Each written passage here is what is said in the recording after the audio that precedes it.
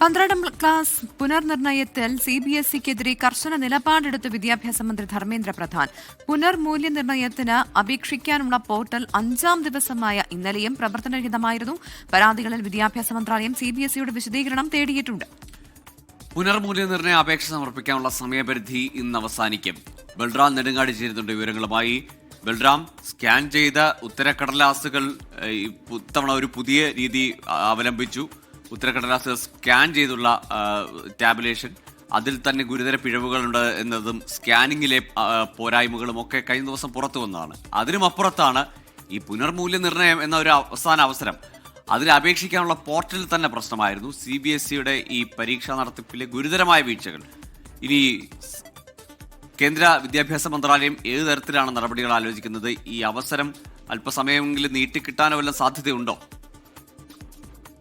Gokul, Pravitha, very good morning.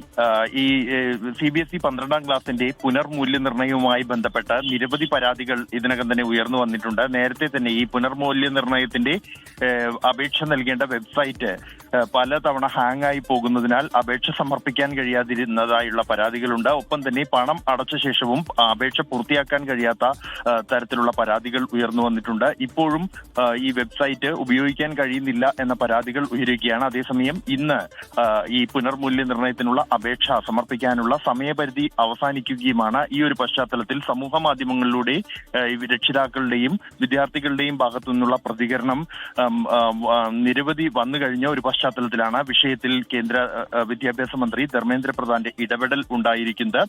വിഷയത്തിൽ CBSEയോട് report തേടിയിരിക്കുകയാണ് കേന്ദ്ര വിദ്യാഭ്യാസ മന്ത്രി.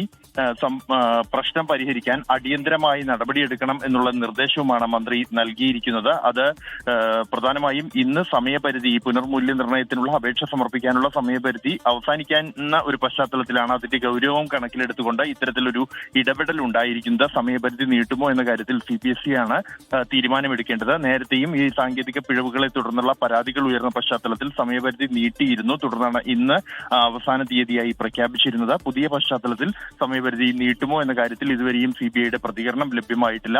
എന്തായാലും സമാനമായി മറ്റ് പല പരാതികൾ ഇത്തവണ പുതിയ രീതി അവലംബിച്ചതുമായി ബന്ധപ്പെട്ട് സ്കാനിങ്ങിൽ ഉണ്ടായ വ്യക്തതക്കുറവ് സംബന്ധിച്ചുള്ള പരാതികളും ഇതിനകം ഉയർന്നു വന്നിട്ടുണ്ട്. അതിലും നടപടി ഉണ്ടായിരിക്കും എന്ന് തന്നെയാണ് പ്രതീക്ഷിക്കുന്നത്.